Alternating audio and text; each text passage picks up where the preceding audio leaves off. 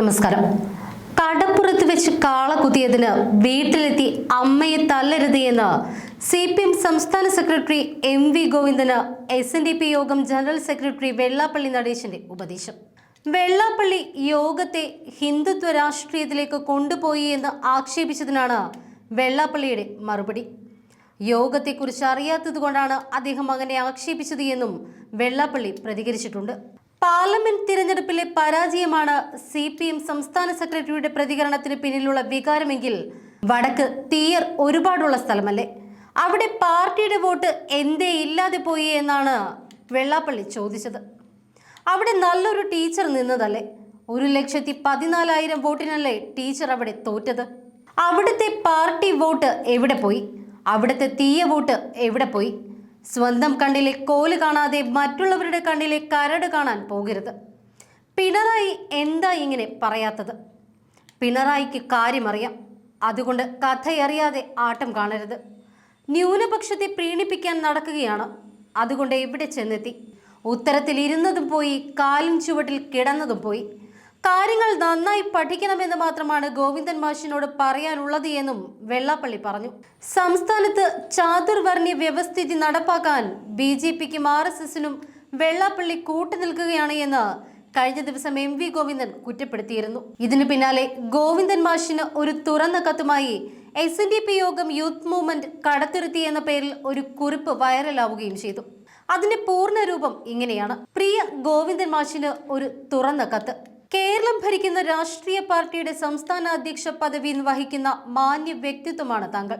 പേരിനൊപ്പം മാഷ് എന്നൊരു 2 അക്ഷരം ആനയ്ക്ക് നെറ്റിപ്പട്ടം കണക്കെ താങ്കൾ കൊണ്ട് നടക്കുന്നുണ്ടല്ലോ.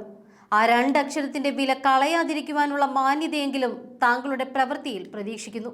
1936 പ്രവർത്തനം ആരംഭിച്ച ഒരു പ്രസ്ഥാനത്തിന്റെ നേതാവ്, അതിന് 3 പതിറ്റാണ്ട് മുൻപ് ഈ മണ്ണിൽ വേരുറപ്പിച്ച പ്രസ്ഥാനം എങ്ങനെ പോകണമെന്നൊക്കെ അങ്ങ് പ്രസംഗിച്ച് മുഴിപ്പിക്കുന്നത്, അതിനും 3 പതിറ്റാണ്ട് മുൻപ് ഈ മണ്ണിൽ വേരുറപ്പിച്ച ഒരു പ്രസ്ഥാനം എങ്ങനെ പോകണമെന്നൊക്കെ അങ്ങ് പ്രസംഗിച്ച് മുഴിപ്പിക്കുന്നത് അധികാരം നാളെ നഷ്ടപ്പെട്ടേക്കാമെന്ന ചിന്തയിൽ നിന്നുണ്ടായ വിഭ്രാന്തി തന്നെയാണ്.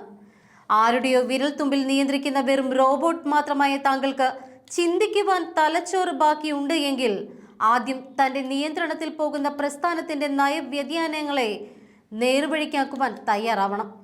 ഈഴവൻ ഈ നാട്ടിൽ ജീവിക്കുന്നത് CPMന് വോട്ട് ചെയ്യുവാൻ വേണ്ടി മാത്രമാണോ എന്നൊരു ധാരണ താങ്കൾക്കുണ്ടായിപ്പോയി എങ്കിൽ അത് ഞങ്ങളുടെ കുറ്റമല്ല. മഞ്ഞയെ പ്രണയിച്ചതുപോലെ ചുവപ്പിനെ ചേർത്ത് പിടിച്ചൊരു മനസ്സ് ഞങ്ങളിൽ ഭൂരിപക്ഷത്തിനും ഉണ്ടായിരുന്നു.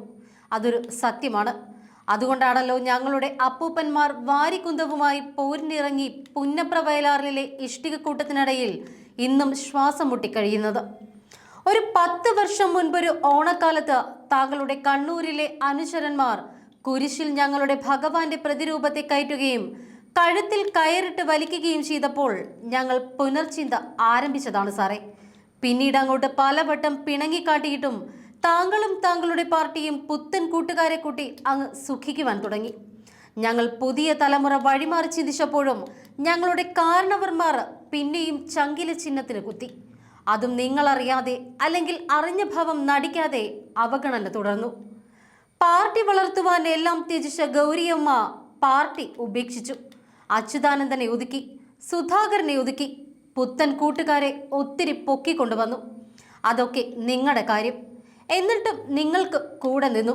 പക്ഷേ ഈഴവന്റെയും പിന്നോക്കക്കാരൻ്റെയും വോട്ട് ഞങ്ങൾക്ക് കിട്ടിയെന്ന് പറയാൻ മടിച്ചവർ ന്യൂനപക്ഷ വോട്ട് കിട്ടിയെന്ന് പറഞ്ഞ് അങ്ങ് നെകളിച്ചു. വേണ്ടതും വേണ്ടാത്തതും വാരിക്കോരി കൊടുത്തു. ഞങ്ങൾ മിണ്ടിയാൽ ജാതി പറഞ്ഞു എന്ന് പറഞ്ഞ് ഒതുക്കും, ആക്ഷേപിക്കും. ഈ പോക്ക് കണ്ട ഞങ്ങളുടെ മാതാപിതാക്കൾ ഞങ്ങൾ മക്കളുടെ നാളെയെക്കുറിച്ച് ചിന്തിച്ചു തുടങ്ങി മാഷേ. അതാണ് ആലപ്പുഴയും ആറ്റിങ്ങലുമൊക്കെ പച്ചയ്ക്ക് കണ്ടത്. പാശ്ചാത്യർ വിസ കൊടുക്കൽ നിർത്തിയാൽ ഞങ്ങളുടെ വരും തലമുറയ്ക്ക് ജനിച്ച മണ്ണിൽ ജീവിക്കണമെങ്കിൽ ഇനിയെങ്കിലും ഒന്നിച്ചു നിൽക്കണം, വോട്ട് ബാങ്ക് ആവണം എന്ന് ഞങ്ങൾ ഒന്നിച്ച് ചിന്തിച്ചു തുടങ്ങിയതിൻ്റെ പേര് വർഗീയത എന്നാണ് എങ്കിൽ ആ വർഗീയതയുടെ സൃഷ്ടാക്കൾ താങ്കളുടെ പ്രസ്ഥാനവും കൂടിയാണ് എന്നറിയുക. ഇതിൻ്റെ പേരിൽ SNDP യോഗത്തിൻ്റെ പ്രവർത്തന രീതി പഠിപ്പിക്കുവാൻ വന്നാൽ സഖാവ് ഒത്തിരി ബുദ്ധിമുട്ടും. അതുകൊണ്ട് അപ്പൂപ്പനെ 28 കെട്ട് പഠിപ്പിക്കുവാൻ മാത്രം വളർന്നില്ല മാഷേ നിങ്ങളും നിങ്ങളുടെ പ്രസ്ഥാനവും. SNDP യോഗം യൂത്ത് മൂവ്മെന്റ് കടത്തുരുത്തി. ഇങ്ങനെയായിരുന്നു ഗോവിന്ദൻ മാഷ്ക്കുള്ള ആ തുറന്ന കത്ത്.